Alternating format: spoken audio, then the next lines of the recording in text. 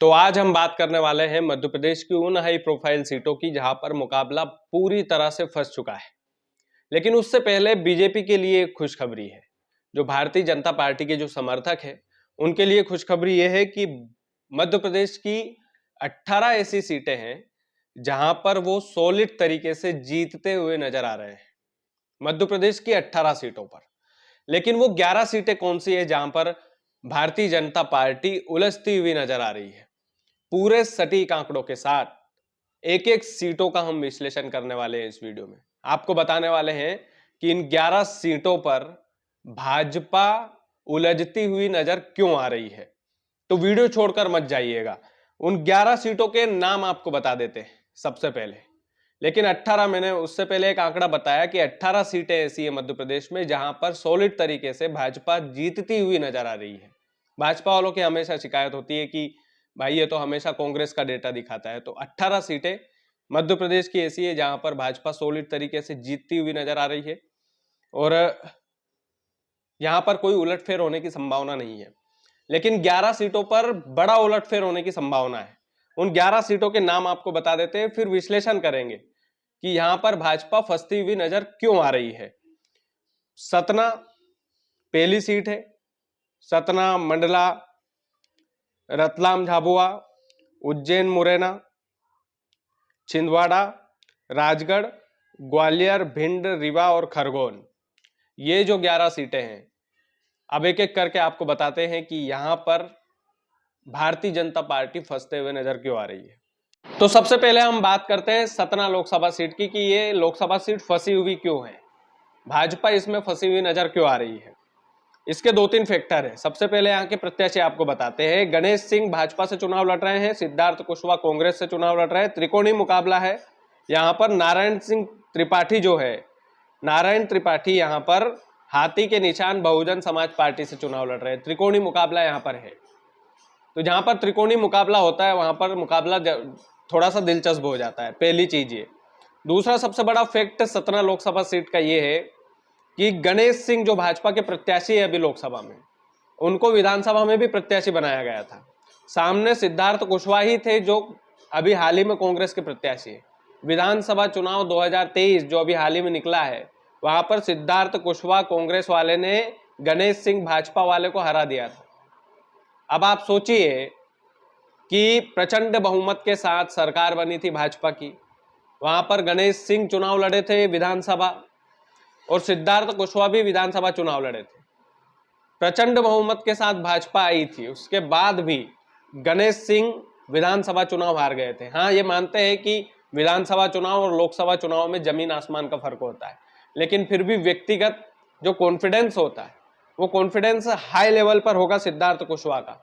और माना जा रहा है कि जो नारायण त्रिपाठी लड़ रहे हैं यहाँ से बहुजन समाज पार्टी से, वो भी भाजपा का खेल बिगाड़ेंगे इस बार। तो ये जो दो बड़े फैक्टर हैं वो 17 लोकसभा सीट पर सामने आ रहे हैं और यहाँ पर कांग्रेस को मजबूत माना जा रहा है। हालांकि ये कह नहीं सकते कि कांग्रेस जीत ही जाएगी, क्योंकि मोदी मैजिक चला तो फिर भैया उसमें तो फिर एक तरफा मामला हो जाएगा। फिर आप यूं मान लीजिए कि फिर कई सारे बड़े बड़े जो धुरंधर है कांग्रेस के वो भी उसमें निपट सकते हैं। तो वो तो मैजिक की बात हो गई। लेकिन सतना में मुकाबला फंसा हुआ है गणेश सिंह और सिद्धार्थ कुशवाहा के बीच में। और यहाँ पर सिद्धार्थ कुशवाहा चूंकि जीत कर आए हैं विधानसभा चुनाव में गणेश सिंह से, तो उनका कॉन्फिडेंस थोड़ा सा हाई दिखाई दे रहा है। दूसरी सीट मंडला की हम बात करेंगे। मंडला में फग्गन सिंह कुलस्ते बीजेपी से है, ओमकार सिंह मरकाम कांग्रेस से प्रत्याशी। अब ये जो सीट है मंडला, ये भाजपा प्रेमी रही है। 30 सालों से यहाँ पर बीजेपी राज कर रही है, बीजेपी सत्ता में है यहाँ पर 30 सालों से। और यकीन मानिए यहाँ पर जो है हाल ही में जो विधानसभा चुनाव हुए, यहाँ पर 8 विधानसभा है, जिसमें से 5 तो भाजपा के पक्ष में गई, 3 कांग्रेस के पक्ष में गई। लेकिन फिर भी यहाँ पर जो मुकाबला है मंडला लोकसभा सीट में, यहाँ पर दिलचस्प मुकाबला इसलिए हो रहा है क्योंकि फग्गन सिंह कुलस्ते भाजपा से फिर से प्रत्याशी बनाए गए। ओमकार सिंह मरकाम यहाँ कांग्रेस से मजबूत इसलिए दिखाई दे रहे हैं क्योंकि जातिगत समीकरण यहाँ पर बहुत ज्यादा है। और मंडला में ओमकार सिंह मरकाम की जो चुनाव प्रचार करने की जो शैली थी वो इस बार डिफरेंट नजर आई थी। और लोगों के मन में ऐसी भावना है कि इस बार ओमकार सिंह मरकाम यहाँ से जो है बाजी मार सकते हैं। हालांकि वो 4 तारीख पेटियां खुलेगी, उसके बाद पता चलेगा कि कौन बाजी मारेगा और कौन नहीं। तो जाहिर सी बात है, ये फग्गन सिंह कुलस्ते, इन्होंने भी विधानसभा चुनाव में जो है बड़ा खेल यहाँ पर हुआ है। मंडला की मैं बात कर रहा हूँ। फग्गन सिंह कुलस्ते को विधानसभा 2023 में हार का सामना करना पड़ा था। ऐसे में भाजपा ने उन पर दोबारा भरोसा जताया, यानी कि विधानसभा चुनाव अभी हाल ही में ये भी हार चुके हैं फग्गन सिंह कुलस्ते भी। ओमकार सिंह मरकाम का कॉन्फिडेंस इसलिए हाई है कि जो व्यक्ति विधानसभा चुनाव नहीं जीता उसे लोकसभा कैसे जीतने देंगे। लेकिन यहाँ पर अगर मोदी मैजिक चल गया तो ओमकार सिंह मरकाम के फिर लेने के देने पड़ जाएंगे। लेकिन मंडला लोकसभा सीट रोचक अभी नजर आ रही है। भाजपा के जो समर्थक है वो इस पर नजर गड़ाए हुए हैं कि इस वाली सीट पर होना क्या है। तो हमने सतना और मंडला की बात कर ली है, अब रतलाम झाबुआ की हम बात करते हैं। भाजपा की ओर से अनीता सिंह को, यहाँ अनीता चौहान जो है उनको प्रत्याशी बनाया गया है। कांग्रेस के कांतिलाल भूरिया, आपने कांतिलाल भूरिया का नाम जरूर सुना होगा। रतलाम झाबुआ से इनको टिकट मिला है कांग्रेस की तरफ से। नाम इसलिए सुना होगा क्योंकि हाल ही में 2 पत्नियों वाले बयान को लेकर चर्चा में आए थे। विकास की कोई बात नहीं हुई इस चुनाव में। रतलाम झाबुआ की लोकसभा की बात कर रहा हूं मैं। इसमें दोनों प्रत्याशियों ने एक दूसरे पर आरोप प्रत्यारोप में ही पूरा चुनाव निकाल दिया। कोई राष्ट्रीय मुद्दा नहीं था। भाजपा की अनीता चौहान ने कांग्रेस के कांतिलाल भूरिया पर आरोप लगाए, कांग्रेस के कांतिलाल भूरिया ने अनीता पर जो है वो आरोप लगाए। तो अनीता चौहान जो है वो यहां से कमजोर इसलिए नजर आ रही है क्योंकि इस बार जो रतलाम झाबुआ में कांतिलाल भूरिया ने पूरा लोकल चुनाव रखा था, राष्ट्रीय मुद्दे को हावी नहीं होने दिया था। लोकल मुद्दों पर उन्होंने चुनाव लड़ा और यहां पर मोदी जी के नाम पर वोट मांगे गए रतलाम झाबुआ में। अब मोदी जी पर जनता भरोसा करेगी तो फिर तो अनीता चौहान दोबारा विजय हो जाएगी। लेकिन यहां पर मुकाबला कांतिलाल भूरिया की वजह से फंसा हुआ है क्योंकि लोकल मुद्दों पर वो चुनाव लड़े। अब वो मुद्दे ईवीएम की मशीन में कितने कैद हुए ये तो आने वाला वक्त ही बताएगा, 4 तारीख को ही। तो रतलाम झाबुआ भी हमने आपको बताया है। उज्जैन भाजपा प्रेमी लोकसभा सीट रही है, हम सभी जानते हैं। अनिल फिरोजिया को दोबारा वहां से मौका मिला। महेश परमार वहां से चुनाव लड़ रहे हैं। महेश परमार की जो ग्राउंड लेवल की जो प्रचार करने की जो शैली थी वो सभी ने देखी। महेश परमार अकेले ऐसे बंदे हैं जिन्होंने भाजपा के हाई कमान के नेताओं को उज्जैन में आने पर मजबूर कर दिया था। यहां से मुख्यमंत्री मोहन यादव भी है। अगर ये चुनाव महेश परमार जीत जाते हैं तो जाहिर सी बात है, आप समझ सकते हैं सीएम यादव पर क्या क्या भाजपा फिर कमेंट करेगी या विपक्ष वाले कमेंट करेंगे, वो तो फिर आने वाला वक्त बताएगा। अब यहाँ पर जो है अनिल फिरोजिया और महेश परमार के बीच कांटे का मुकाबला इसलिए है क्योंकि यहाँ पर भी एक बार महेश परमार अनिल फिरोजिया को विधानसभा चुनाव में पराजित कर चुके हैं। इसलिए एक तो उनका कॉन्फिडेंस हाई है, दूसरा ये है कि उनकी प्रचार करने की जो शैली थी, गांव गांव में जो वो गए थे, इस वजह से लग रहा है कि महेश परमार यहां से बाजी मार सकते हैं। हालांकि 4 तारीख का इंतजार करना पड़ेगा जैसे मैंने आपको बताया। तो अनिल फिरोजिया और महेश परमार के बीच में टक्कर तो है, इसमें कोई संदेह की स्थिति नहीं है।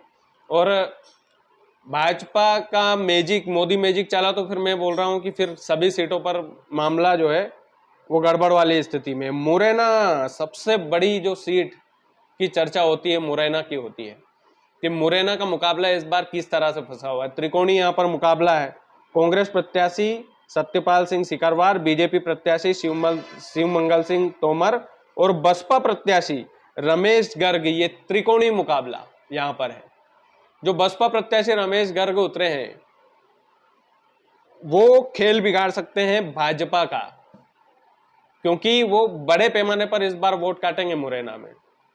अगर वो वोट काट लिए तो फिर सीधा नुकसान भाजपा के शिवमंगल सिंह तोमर को इसमें होना है। अब कांग्रेस प्रत्याशी सत्यपाल सिंह सिकरवार मजबूत हो या ना हो, लेकिन यहां पर इंडिया गठबंधन मजबूत दिखाई दे रहा है क्योंकि कांग्रेस प्रत्याशी सत्यपाल सिंह सिकरवार और बीएसपी प्रत्याशी रमेश गर्ग यहाँ से चुनाव लड़ रहे हैं अगर देखा जाए तो। और भाजपा को ये दोनों मिलकर नुकसान पहुंचाएंगे, शिवमंगल सिंह तोमर को, ऐसा माना जा रहा है। उड़ती उड़ती हवा है मार्केट में। अब इसमें कितनी सच्चाई है कितनी नहीं है ये तो आने वाला वक्त ही बताएगा। लेकिन ये जो मामला है ये बड़ा दिलचस्प मामला मुरैना में हो गया है, क्योंकि त्रिकोणीय मुकाबला यहाँ पर है। त्रिकोणीय मुकाबला, बसपा जो है वो पिछली बार कांग्रेस को नुकसान पहुंचाई थी पिछले लोकसभा चुनाव में, लेकिन इस बार भाजपा को नुकसान पहुंचाने वाली है। रमेश गर्ग जो वहां से चुनाव लड़ रहे हैं, तो रमेश गर्ग एक चर्चा का विषय जो है मुरैना में इस बार बने हैं, इसमें कोई संदेह की स्थिति नहीं होना चाहिए। छिंदवाड़ा में नकुलनाथ और विवेक बंटी साहू के बीच में कांटे की टक्कर। जो हर बार होता था ना कि मोदी लहर में भी नकुलनाथ वहां से सांसद बन गए थे, इस बार वैसा नहीं है। विवेक बंटी साहू कड़ी टक्कर देते हैं उनको दिखाई दे रहे हैं। लेकिन चूंकि कमलनाथ ये बोलकर घर से निकले थे कि मैं आखिरी बार आपसे वोट मांगने के लिए आ रहा हूं, तो ये इमोशनल फैक्टर कमलनाथ की फैमिली को कितना मिलने वाला है ये तो 4 तारीख को ही पता चलेगा। तो ये इमोशनल फैक्टर काम आएगा कि नहीं आएगा ये आने वाला वक्त बताएगा। लेकिन नकुलनाथ और विवेक बंटी साहू दोनों के बीच में कांटे की टक्कर, और यहाँ भी जो है मामला बुरी तरह से जो है फंस चुका है। अब कांटे की टक्कर 4 सीटों में ग्वालियर, भिंड, रीवा और खरगोन, ये जो सीटें हैं यहाँ पर 50-50 मुकाबला है, कुछ कहा नहीं जा सकता। यहाँ पर ईवीएम की पेटियां खुलने के बाद ही पता चलेगा कि क्या वाकई में जनता ने किसको मोहब्बत दी है, क्योंकि यहाँ से 50-50 मुकाबला है ग्वालियर, भिंड, रीवा और खरगोन, ये 4 लोकसभा सीटों पर। यहाँ पर कोई आंकड़े, कोई एनालिसिस, कोई विश्लेषण काम आने वाला नहीं है।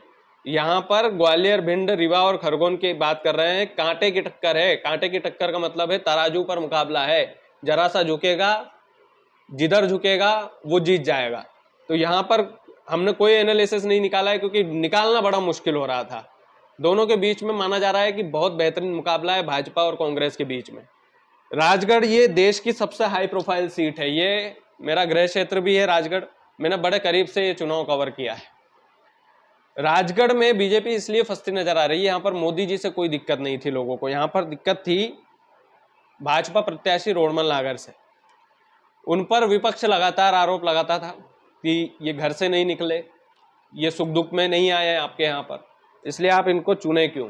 लेकिन विधानसभा चुनाव के जो नतीजे बीजेपी के पक्ष में आए थे, 5 सीटें भाजपा ने राजगढ़ से जीती थी, 5 की 5, तो वो थोड़ा सा चौंकाने वाला जो है वो परिणाम आए थे विधानसभा चुनाव में। इसलिए बीजेपी थोड़ा सा मजबूत तो है यहाँ से, लेकिन चूंकि दिग्विजय सिंह चुनाव लड़े, बड़े बुजुर्गों का आशीर्वाद, पुराने उनके संबंध कितने काम आते हैं ये भी इस चुनाव में देखने को मिलेगा कि पदयात्रा का असर होता है कि नहीं होता है।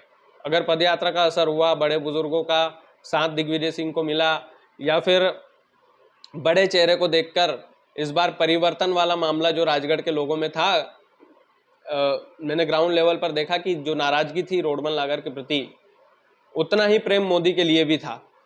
तो इन दोनों में कंफ्यूजन की स्थिति है। लेकिन दिग्विजय सिंह जो है वो लगातार एक्टिव रहे, चुनाव के पहले भी, चुनाव के बाद भी, अभी भी कभी स्ट्रॉन्ग रूम का दौरा करने पहुंच जाते हैं। ईवीएम पर, चुनाव वोटिंग वाले दिन से ही लगातार ईवीएम पर दिग्विजय सिंह बोल रहे हैं। अब या तो उनका डर मान सकते हैं या हाईलाइट होने का तरीका मान सकते हैं, दोनों चीजें मान सकते हैं। लेकिन देश की नज़र इस सीट पर है। अपने गृह क्षेत्र में 33 साल बाद लौटकर दिग्विजय सिंह क्या मैजिक कर सकते हैं, ये सबसे बड़ा सवाल है। तो इस सवाल को बरकरार रहने देते हैं। 1 तारीख को एग्जिट पोल में मैं जरूर बताऊंगा कि राजगढ़ का क्या होगा।